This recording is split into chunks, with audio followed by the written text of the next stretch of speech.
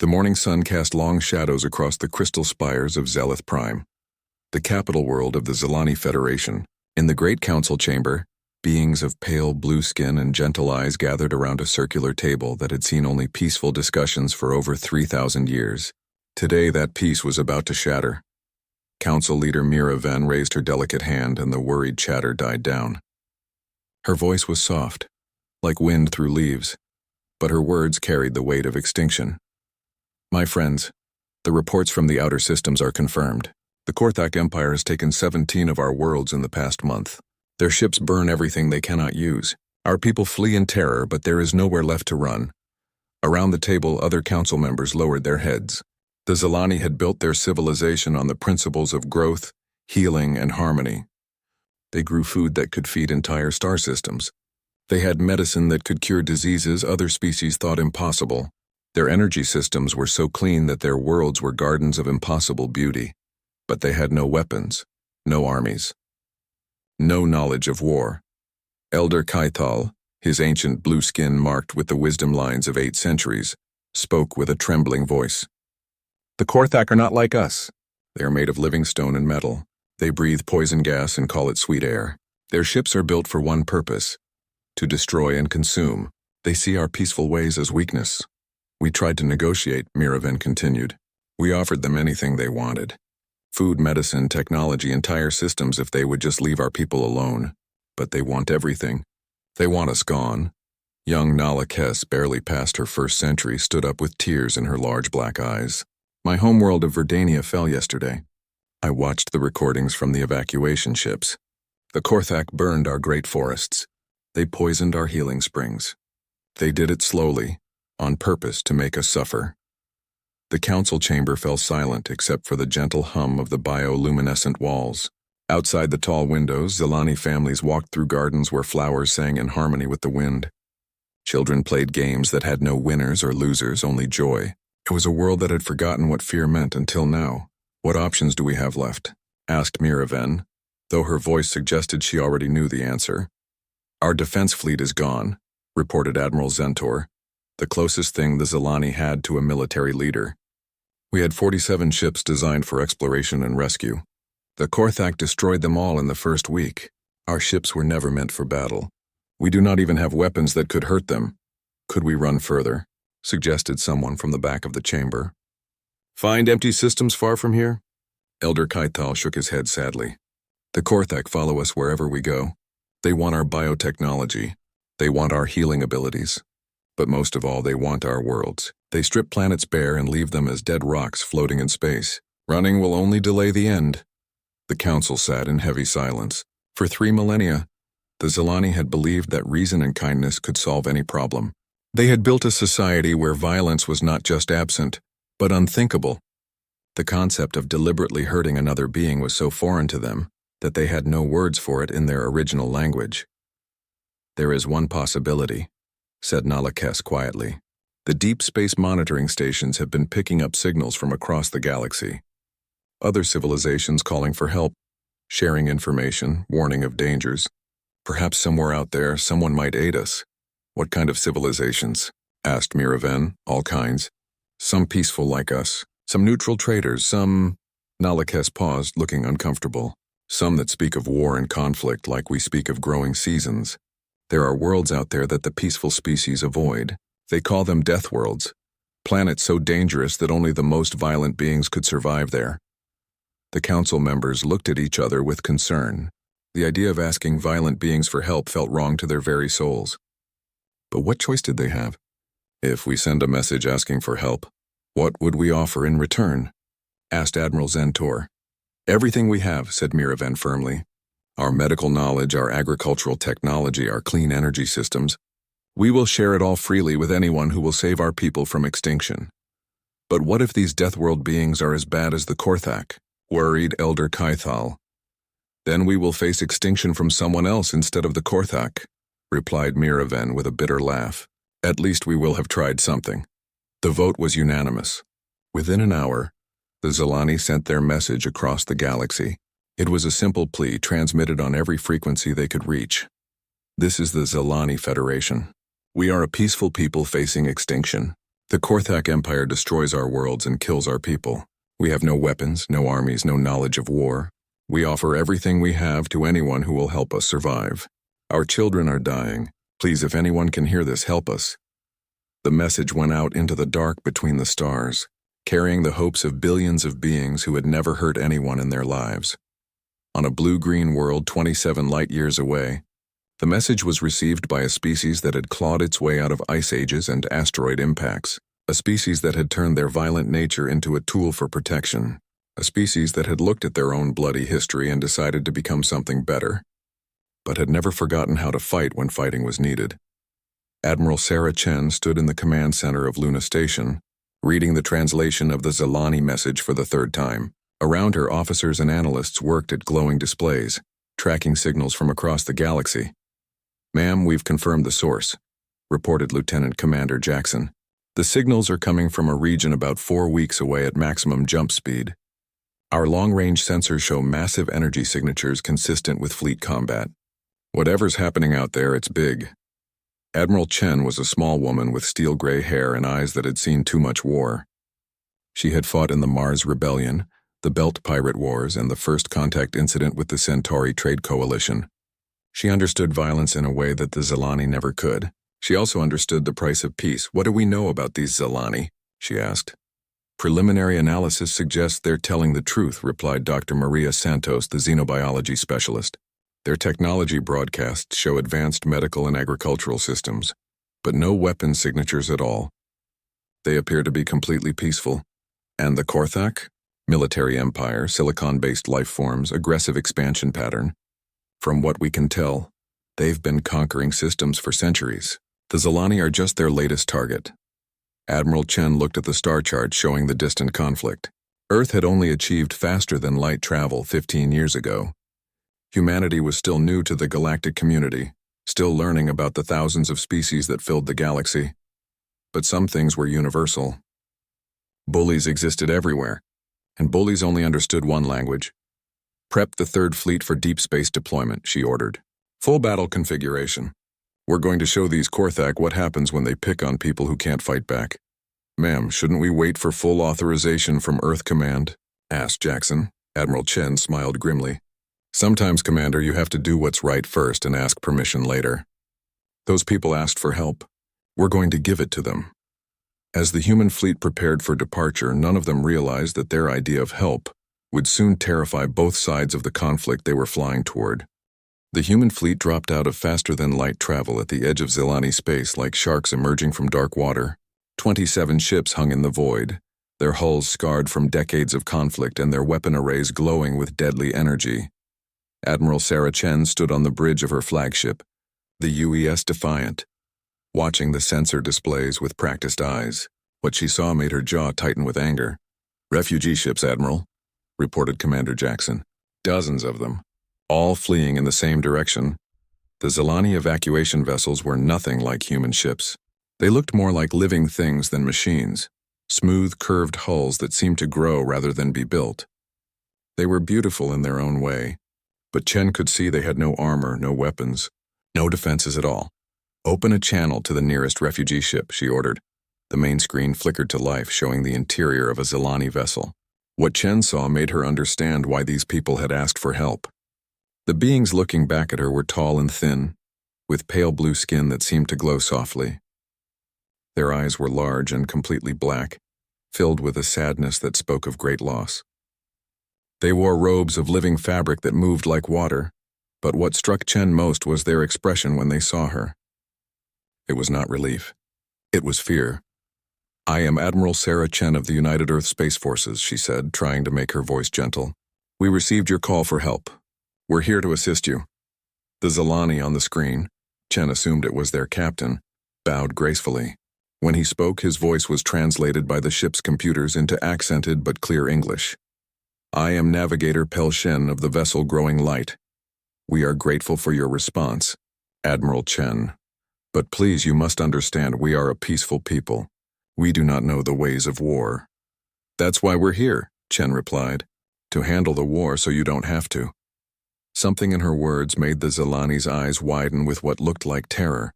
"Dr. Elena Vasquez," The fleet's xenobiologist stepped forward. She was a small woman with kind eyes and hands that were always moving as she talked. Navigator Pelshen, we need to understand what we're facing. Can you tell us about the Korthak Empire? The Zilani navigator's blue skin seemed to pale even further. They are beings of living stone and metal. They breathe poison and see beauty as weakness. Their ships are designed only to destroy. They have taken 17 of our worlds and killed millions of our people. Show us, Chen demanded. What appeared on the screen next made the human officers fall silent. The recordings from fallen Zilani worlds showed destruction beyond anything Chen had seen in decades of military service. Entire cities burned to ash. Forests that had grown for thousands of years reduced to stumps. Seas poisoned until they ran black. But it was not just destruction. It was cruelty. The Korthak had taken time to make the Zilani suffer. They had destroyed hospitals first, then schools, then the great gardens that fed the planets. They killed slowly and on purpose. How many ships do they have? Asked Chen, her voice hard as steel. We do not know, admitted Pelshen. They come in great fleets. Hundreds of vessels. Each one built for battle. Chen nodded to Jackson, who began issuing orders. All ships begin combat preparations. Set condition yellow throughout the fleet. I want weapon systems checked and rechecked. The Zilani navigator watched in growing horror as the human ships transformed before his eyes. Armor plates slid into position. Weapon ports opened like hungry mouths. Fighter squadrons launched and began forming attack patterns around the larger vessels. Admiral Chen, Pelshen said, his voice shaking. What are your people doing? Getting ready for war, Chen replied simply, but you will be hurt. Your people will die. How can you choose such a thing? Dr. Vasquez stepped in quickly. Navigator, our species has a saying. The price of peace is eternal vigilance. Sometimes, to protect innocent life, good people must be willing to fight. The Zilani looked between the two humans with confusion. We do not understand this concept. To deliberately cause harm to another being, it is impossible for us to comprehend. Then you're lucky, Chen said quietly. We understand it very well, and we're good at it. Over the next few hours, the human fleet began setting up a defensive perimeter around the refugee ships. What the humans saw as standard military procedure looked like madness to the Zilani. Human fighters practiced attack runs at speeds that would kill most beings from the acceleration alone. Marine transports ran boarding drills with soldiers in powered armor that looked like metal demons. The larger ships tested their weapon systems, sending streams of energy into empty space that could crack planets. Dr. Vasquez found herself spending most of her time trying to calm terrified Zilani refugees who thought the humans were about to attack them. They move like predators, whispered a young Zilani mother, holding her child close. Look at their ships. Look at their faces. They are hunters, not protectors. They're here to help, Vasquez assured her. But even she was beginning to have doubts. The human Marines were good soldiers, but they had been trained for war against other humans. They moved with efficient violence, checking weapons that could punch through armor, practicing tactics designed to kill quickly and effectively. To beings who had never seen violence, they looked like monsters. Admiral Chen was growing frustrated with the Zilani reluctance to share tactical information. She had called a strategy meeting aboard the Growing Light, but the peaceful aliens seemed unable to grasp basic military concepts. We need to know Korthak fleet positions, Chen said for the third time. Supply lines, command structures, anything that will help us plan our attack. Attack? Repeated Pelshen. Could we not try to speak with them? Perhaps offer them something they want more than our worlds? We tried that, said another Zilani, an elderly female named Asta Moore. They want everything. They want us dead. Then we kill them first, Chen said bluntly. The silence that followed was so complete that Chen could hear the hum of the ship's biomechanical systems. Every Zilani in the room was staring at her as if she had suggested eating their children. Admiral, Pelshen said slowly, do you truly mean that you would end their lives? On purpose? If that's what it takes to save yours, yes. Dr. Vasquez watched the Zilani faces and saw something that worried her deeply. They were not looking at Admiral Chen with gratitude. They were looking at her with the same fear they had shown when talking about the Korthak. Perhaps we should discuss alternative approaches, Vasquez suggested quickly. There are no alternatives, Chen replied. You called for help. We're here to provide it, but we do things our way. The meeting ended badly, with the Zilani agreeing to provide sensor data but clearly uncomfortable with human methods. As the human officers prepared to leave, Astamor pulled Dr. Vasquez aside. "Doctor, your people frighten us," she whispered. "We ask for help, but what you bring? It feels like trading one destroyer for another." "We're not destroyers," Vasquez protested. "We're protectors." "Perhaps," the old Zilani said sadly. "But can you protect us without becoming the very thing we fear?" Meanwhile, at the edge of the system, Korthak scout ships had detected the arrival of the human fleet. War Prime Kajtak studied the sensor readings with growing confusion. The beings called humans were clearly warriors. Their ships bristled with weapons unlike anything in the Korthak database. But they were also clearly insane. Their vessels had no proper armor in key areas, as if they expected to fight at close range. Their fighters moved in patterns that would get them killed against any competent enemy. Soft shells, Kajtak decided. Young species trying to play at war. We will crush them quickly and continue with the harvest. He could not have been more wrong. As both alien species prepared for battle, neither understood what they were truly facing. The Zilani saw the humans as terrifying predators who might save them, but would certainly change them. The Korthak saw them as another weak species to be conquered. Both were about to learn that humans had spent thousands of years perfecting the art of violence. And when peaceful people were threatened, humans could become very violent indeed.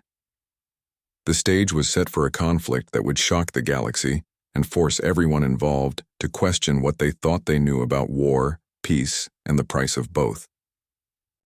The attack came at dawn, local time, on the agricultural world of Serenval. The Korthak fleet emerged from faster-than-light travel like a storm of metal and fury. 67 ships designed for one purpose: conquest. Admiral Chen watched the enemy approach on her tactical displays. The Korthak vessels were massive, blocky things that looked like flying fortresses. Their hulls were made of some kind of living metal that seemed to repair itself. Energy weapons bristled from every surface. "They're heading straight for the farming settlements," reported Commander Jackson. No attempt at negotiation or warning. Just like the Zilani said. "All ships engage," Chen ordered. "Show them what happens when they pick on farmers." What followed was unlike any battle the Korthak had ever fought. The human ships moved wrong. Where Korthak vessels were slow and heavily armored, designed to pound each other at long range until one side broke, the human fleet scattered like a pack of hunting wolves. They used their smaller size and speed to dart between enemy ships, firing at close range before dancing away. War Commander Vash Kol commanded the Korthak assault fleet from his flagship, the Stone Crusher. He had conquered 47 worlds for the Empire. He had never seen anything like this. "They fight like madmen," his tactical officer reported. "No formation discipline. No proper battle line. They seem to attack whatever target is closest." "Destroy them," Vash Kol growled. But the humans would not stay still long enough to be destroyed. The UES Defiant dropped out of formation and charged straight at the Stone Crusher, weapons blazing. A massive Korthak dreadnought moved to intercept. Thinking to catch the smaller, human ship between two enemies, that was when Captain Torres of the UES Valkyrie made a decision that shocked both sides of the battle. He rammed his destroyer directly into the Korthak dreadnought's engine section. The explosion lit up the void like a second sun. The Korthak ship broke apart. Its rear third vaporized instantly. The Valkyrie's crew had 3 seconds to reach escape pods before their ship joined the enemy vessel in death. The Zilani observers, watching from their refugee ships at a safe distance, cried out in horror. To them, the deliberate sacrifice of a ship and crew was beyond comprehension. But to Admiral Chen, it was Tuesday. "Valkyrie's sacrifice opened up their left flank," she announced calmly. "3rd Squadron, exploit the gap. 4th Squadron, cover their withdrawal." The battle raged for 6 hours. When it was over, the humans had lost 4 ships and 300 crew. The Korthak had lost 22 vessels and nearly 30,000 warriors. War Commander Vash Kol retreated with the survivors, his mind reeling from what he had witnessed. These humans fought with a combination of tactical brilliance and apparent suicidal madness that defied everything he knew about warfare. But the real shock came after the battle was over. Captain Marcus Torres of the UES Spartan had led a boarding party onto a damaged Korthak command ship. The Marines who followed him into that metal hell were equipped with powered armor and weapons designed for close combat. What they found inside the enemy vessel was a technological treasure trove, and a moral nightmare. The Korthak were indeed silicon-based beings, their bodies looking like living stone statues with veins of metal running through them. They breathed methane and sulfur compounds that would kill most carbon-based life forms instantly. Their technology was crude but effective, built to last forever and keep working no matter how much damage it took. They were also, Torres discovered, complete monsters. The command ship's databanks contained detailed records of Korthak conquests. They did not simply destroy civilizations, they studied them first. They learned exactly what each species valued most, then destroyed those things slowly, methodically, taking pleasure in the suffering they caused. They're sadists, Torres reported to Admiral Chen over the communication link. Every single conquest follows the same pattern. They start by destroying whatever the target species considers most beautiful or important. They want their victims to despair before they die. Any intelligence on their fleet movements? Chen asked. Yeah, but Admiral, you need to see this for yourself. 20 minutes later, Admiral Chen stood in the captured command center of the Korthak ship, reading translated files with growing rage. The Korthak had not simply attacked the Zilani. They had studied them for months, learning about their peaceful culture, their love of growing things, their reverence for life. Then they had used that knowledge to cause maximum psychological damage. They poisoned the healing springs first, Dr. Vasquez said, her voice shaking as she read over Chen's shoulder. Not because they were strategic targets, but because the Zilani considered them sacred. They wanted to break their spirits before they broke their bodies. Chen's jaw tightened. What else? Supply depot locations, fleet strength, command structure. Everything we need to end this war. Torres handed her a data pad. But Admiral, there's something else. The interrogation data from captured Korthak officers. Chen took the pad and immediately wished she hadn't. The Korthak prisoners had been questioned using standard human military techniques. Isolation, psychological pressure, strategic deception, nothing that would be considered torture by human standards. The Korthak had broken completely within hours. They can't handle our interrogation methods, Torres explained. Their society is based on physical dominance and direct confrontation. They have no defense against psychological warfare. And the Zilani saw all of this? Chen asked. Torres nodded grimly. Dr. Vasquez insisted on Zilani observers for the interrogation. They didn't take it well. That evening, Admiral Chen found herself in another uncomfortable meeting with Zilani leaders. This time, they were not just afraid of her. They were horrified. You broke their minds, accused Astamor, the elderly Zilani leader. We watched you destroy those beings without laying a hand on them. We got the information we needed to save your people, Chen replied. The Korthak know exactly where to hit you next. Now we know where to hit them. But the cost, whispered Navigator Pelshen. The cost to your souls. How can you do such things and still call yourselves good? Dr. Vasquez tried to mediate. The Korthak are not like you. They understand only strength and dominance. To defeat them, we have to speak their language. And what happens to you when you speak that language too long? Asked Astamor. What happens to your people when war becomes the answer to every problem? Chen felt her patience running out. The Korthak have killed millions of your people. They torture entire civilizations for pleasure.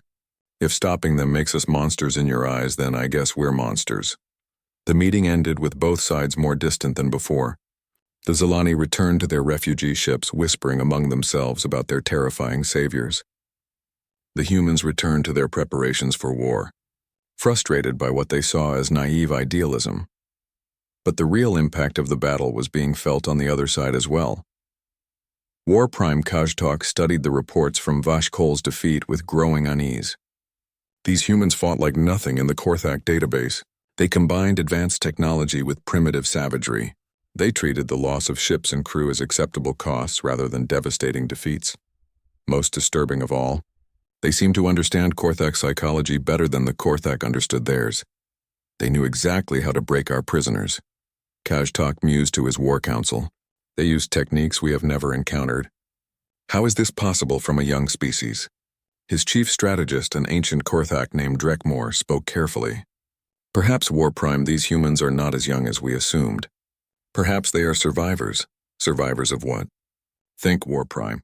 A species that fights with such creativity, such willingness to sacrifice, such understanding of pain and fear as weapons. These are not the tactics of a species that has known only peace. Kajtak considered this. You think they have fought wars among themselves. I think they have fought wars that make our conquests look like children's games. I think we have awakened something that was sleeping. As both alien species tried to understand what they had encountered, the human fleet prepared for the next phase of their campaign. Admiral Chen stood in her quarters looking out at the stars and thinking about the conversation with the Zilani. They were not wrong to be afraid. Humans were good at war because they had practiced it on each other for thousands of years. They understood violence because they had perfected it in conflicts that spanned continents and generations. But they had also learned something else from all that bloodshed. Sometimes, war was the only way to protect innocents. Tomorrow, they would take the fight to the Korthak home systems. The enemy would learn what happened when predators met apex predators. The Zilani would learn what it truly meant to be protected by Deathworlders, and the galaxy would learn that sometimes, the most dangerous thing in the universe was a peaceful species with violent friends. 6 weeks into the campaign, Admiral Chen stood over a tactical display showing the burning remains of the Korthak mining operation at Vex 7. The asteroid belt that had once processed raw materials for the enemy war machine was now nothing but drifting debris and corpses. Casualty report, she ordered.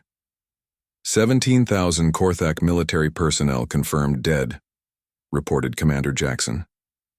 Estimated 43,000 civilian workers also eliminated when we destroyed the habitat domes. Dr. Vasquez looked up from her console, her face pale.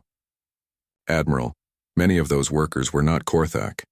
They were conquered species, forced laborers from a dozen different worlds. Chen's expression did not change. The Korthak use slave labor to build weapons that kill innocent people.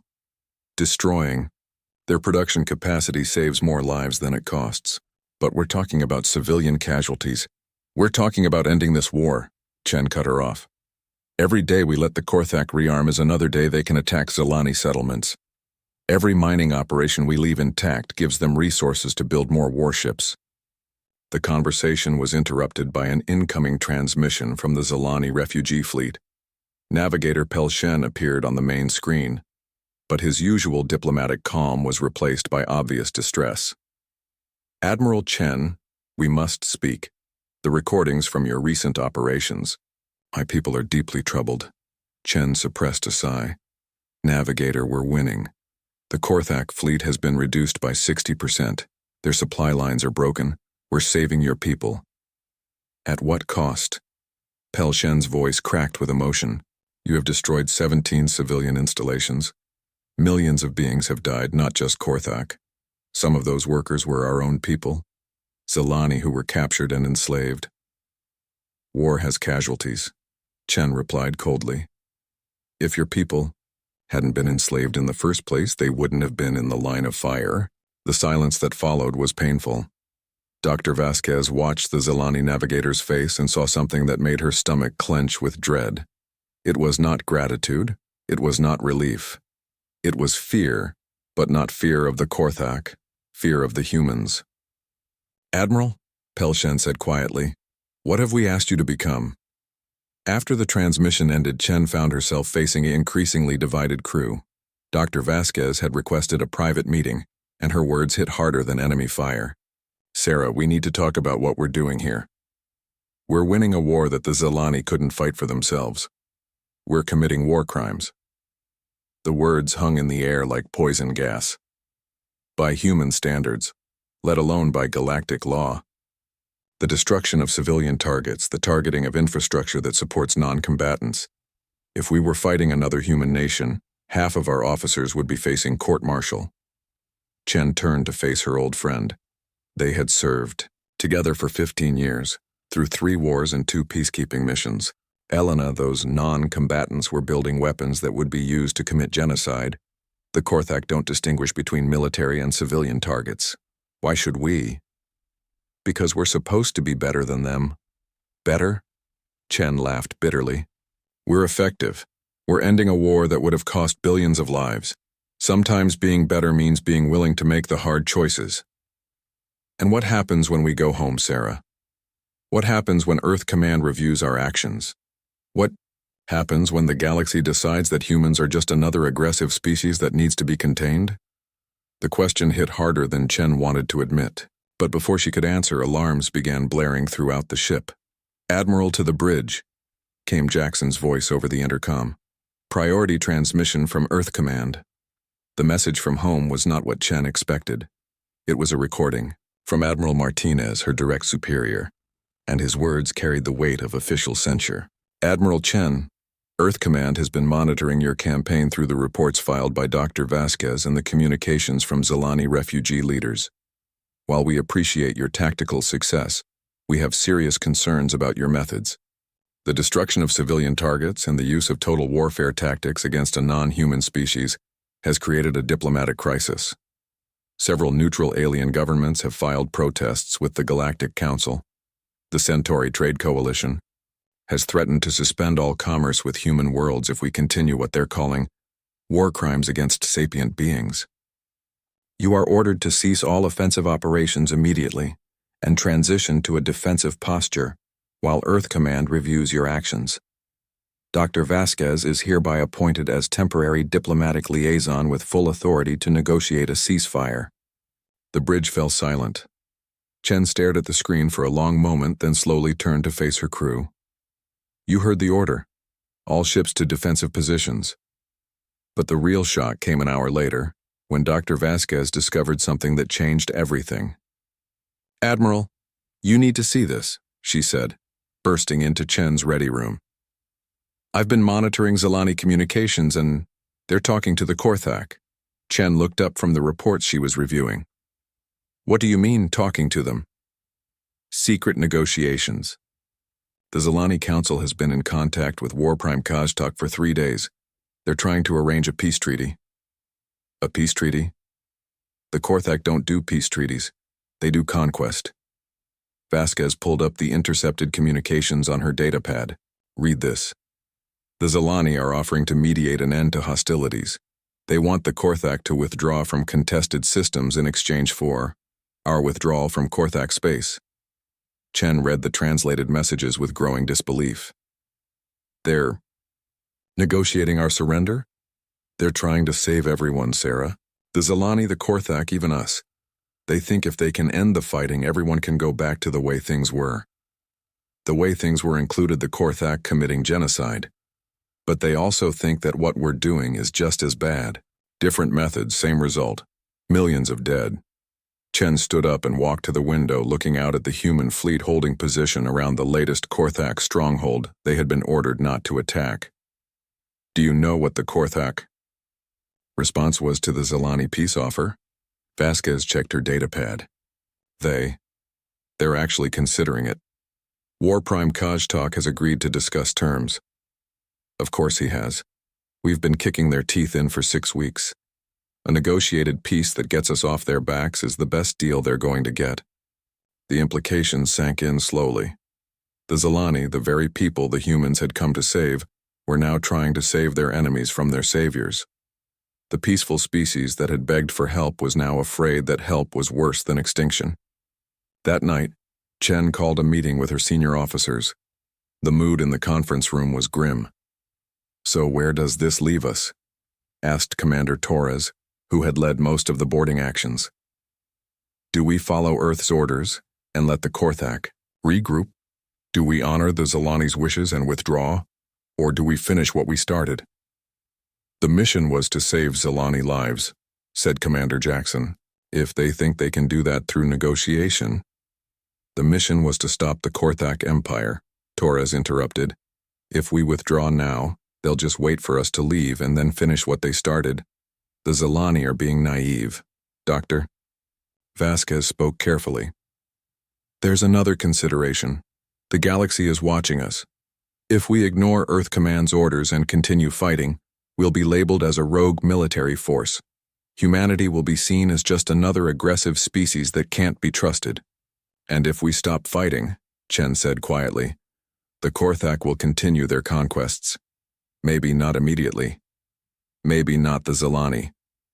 But someone else. Some other peaceful species that believes negotiation can stop monsters." The debate continued for hours. Outside the conference room, the fleet waited for orders that would determine not just the fate of this campaign, but humanity's place in the galactic community. Meanwhile, in the depths of space, representatives from 3 very different species prepared for a meeting that would shock them all. The Zilani delegates believed they could broker peace through understanding. The Korthak negotiators saw an opportunity to escape total defeat, and aboard their ships, human marines cleaned weapons they hoped they wouldn't have to use, while their commanders wrestled with an impossible choice. Sometimes the hardest part of war was not knowing how to fight. Sometimes it was knowing when to stop. The next phase of the conflict would test not just military might, but the very foundations of what each species believed about justice, mercy, and the price of peace. None of them were prepared for what they would discover about themselves in the process. The final battle began not with weapons but with words. Admiral Chen stood in the center of the command bridge, watching 3 fleets converge on the Korthak homeworld of Kaj Prime. Her human ships formed one side of a triangle.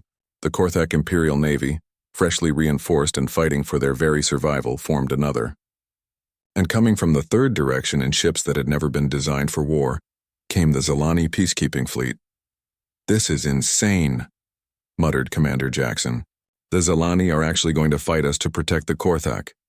"Not protect," corrected Dr. Vasquez, monitoring communications from all 3 fleets. "Stop, they think we're all equally dangerous now." The irony was not lost on Admiral Chen. The species that had begged for humanity's help was now convinced that their saviors had become the very evil they had sought to escape. "Incoming. Transmission from the Zilani flagship," reported the communications officer. Navigator. Pelshen appeared on the main screen, but he was barely recognizable. The gentle being who had first asked for human aid now wore what could only be described as armor, living crystal that covered his body like defensive scales. His large black eyes held a sadness that seemed to go beyond words. "Admiral Chen," he said, his translated voice carrying formal diplomatic distance. "By the authority of the Galactic Council and in the name of all peaceful species, I order you to cease hostilities and withdraw from this system immediately." "The Galactic Council?" Chen raised an eyebrow. "Since when do they have authority over human military operations?" "Since 7 member species filed formal complaints about human war crimes. Since the Centauri Trade Coalition threatened economic sanctions against any species that supports human military actions. Since the galaxy decided that what you call saving us looks exactly like what the Korthak call conquering us." The accusation hit like a physical blow. Chen felt her crew tense around her, waiting for her response. "Navigator, the Korthak were committing genocide. We stopped them. The only reason you're alive to complain about our methods is because we were willing to use those methods. And how many innocent beings died so that we could live?" Pelshen's voice cracked with emotion. "How many worlds did you burn? How many children did you orphan? At what point, Admiral, did saving us become more important than being worthy of being saved?" Before Chen could respond, a new voice cut across the communication channel. War Prime Kajtak of the Korthak Empire, speaking in heavily accented but clear standard. "Soft shells argue while warriors die," the Korthak leader growled. "Humans fight with honor. Zilani speak of peace while bringing war. This is madness." The massive Korthak appeared on a split screen next to Pelshen. Where the Zilani looked crystalline and ethereal, Kajtak was a mountain of living stone and metal. His eyes glowed red in his granite face, and when he spoke, small sparks flew from his mouth. "You want to know truth about your human allies, plant growers?" Kajtak continued. "They understand war like Korthak understand war. They know that enemy who lives today kills your young tomorrow. They know that mercy to evil is cruelty to good. The Korthak speak of honor." Pelshen's voice rose in what might have been anger. "You who torture entire species for pleasure? You who poison worlds for sport? We conquer. We are honest about what we are. Humans also conquer, but they lie to themselves about reasons. You are worst of all. You call for warriors, then curse them for being warriors." Admiral Chen watched this 3-way argument with growing frustration. "Enough, all ships, prepare for battle. If the Zilani want to protect genocidal maniacs, they can face the consequences." "Admiral, wait," Dr. Vasquez called out urgently. "There's something you all need to see." The main screen changed to show sensor readings from across the Korthak homeworld. What it revealed made everyone fall silent. The planet below was not a military fortress. It was a world of families. Cities stretched across continents filled with young Korthak learning to walk on stumpy stone legs. Elderly Korthak tending gardens of crystal formations that sang in the solar wind. Markets where different mineral-based species traded art and music. "My God," whispered Commander Torres, "they're not all soldiers. Did you think they were?" Kajtak's laugh was like grinding granite. "Korthak are people same as any people. We have poets and singers, builders and dreamers. We also have warriors because universe is dangerous place." Dr. Vasquez pulled up more data. "Admiral, I've been analyzing Korthak society during our campaign. Their military represents less than 3% of their total population. The rest are civilians, families, artists, researchers, farmers.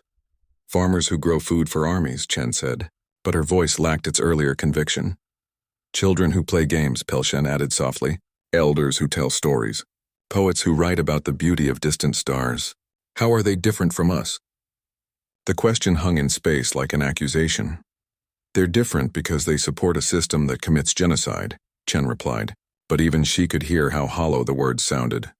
"And you support a system that burns worlds to stop them," Kajtak rumbled. "Perhaps we are all monsters, human admiral.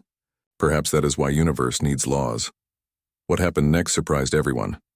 Dr. Vasquez stepped forward and activated the ship's general communication system, broadcasting on all frequencies to all three fleets. "This is Dr. Elena Vasquez, xenobiologist and diplomatic attaché of the United Earth Space Forces. I want to show you all something." The screen filled with images that Dr. Vasquez had been collecting throughout the campaign.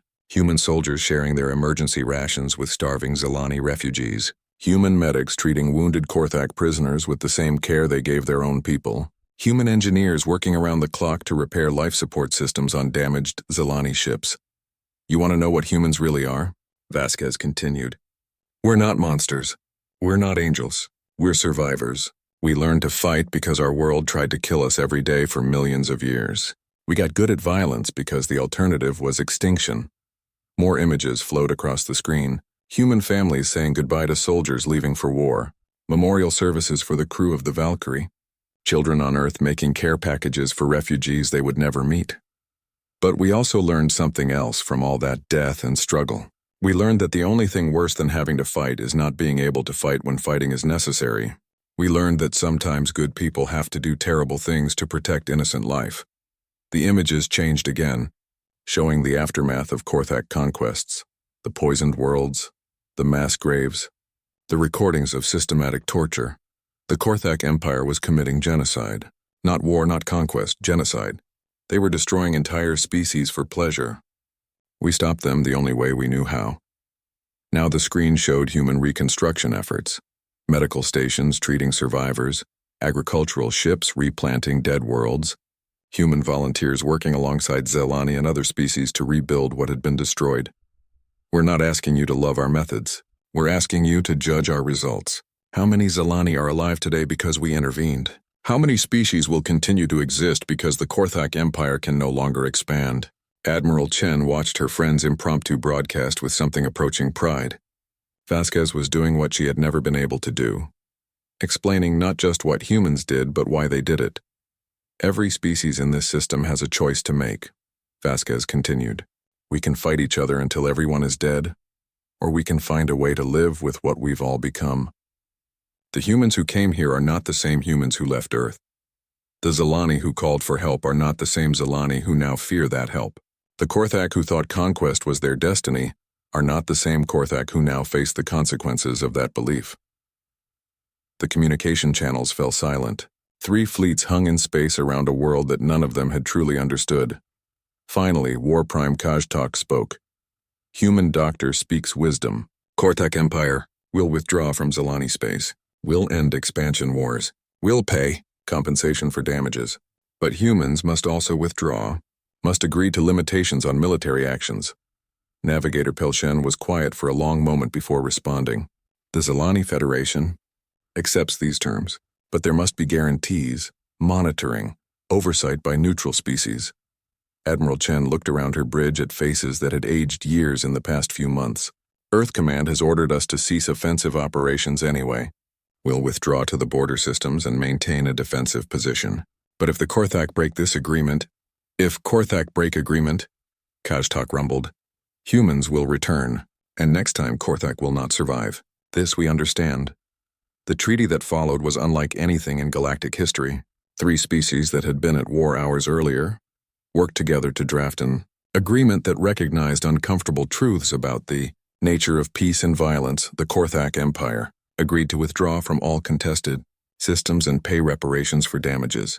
They would limit their military to defensive forces and submit to monitoring by neutral species. The Zilani Federation gained their independence and their lives, but had to acknowledge that their peaceful existence required others to be willing to fight on their behalf.